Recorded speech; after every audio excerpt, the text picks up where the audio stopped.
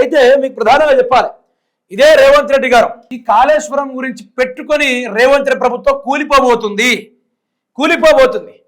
ఈ కాళేశ్వరం, అన్నారం, సుందిల్లా, అదేవిధంగా Yellampalli project, SRSP, తర్వాత నేను చదివిన ఏవైతే రిజర్వేయర్స్ ఉన్నాయో రిజర్వేయర్ ధర తెలంగాణ రాష్ట్రానికి మొత్తం ఎంత అని చెప్పిర్రు?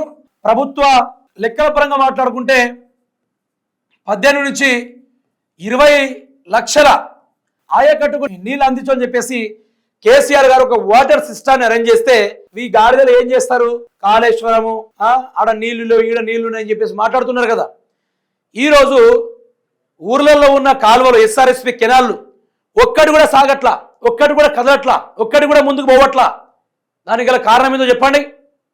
ఏ ఒక్కరైనా ఈరోజు కాళేశ్వరం లేదు అంటే ఈరోజు మన ఊర్లలో చూస్తూ ఉన్నాం, ఎక్కడ కూడా చెరువులలో నీళ్లు లేదు, కాలువలలో నీళ్లు లేదు, కాలువలలో గడ్డి మొలుస్తుంది.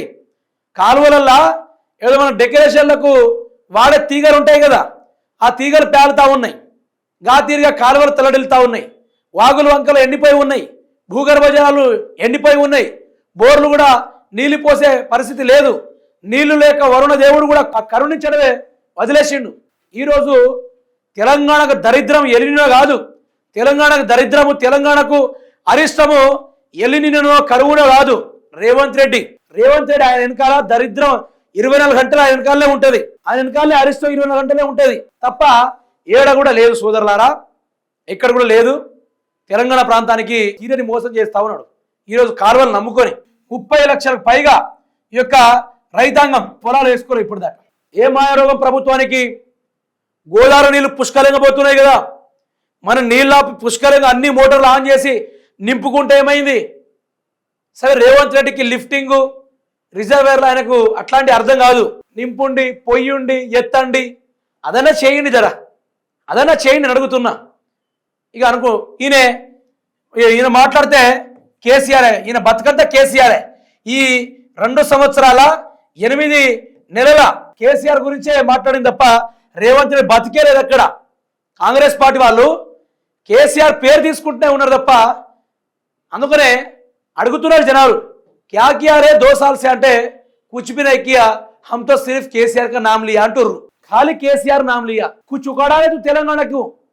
हम कुछ भी नहीं उखाड़ते, కేసీఆర్ का नाम ही लेते అనుకుంటా మాట్లాడుతూ ఉంది ఈరోజు కాంగ్రెస్ పార్టీ. అదే తీరుగా వ్యవహరిస్తూ ఉంది కాంగ్రెస్ పార్టీ, అదే తీరుగా కదులుతూ ఉంది కాంగ్రెస్ పార్టీ.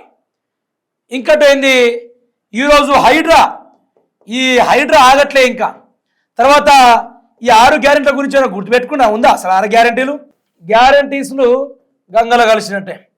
ఇవన్నిటిపైన తెలంగాణ ప్రాంతం చాలా విసుగులో పడింది.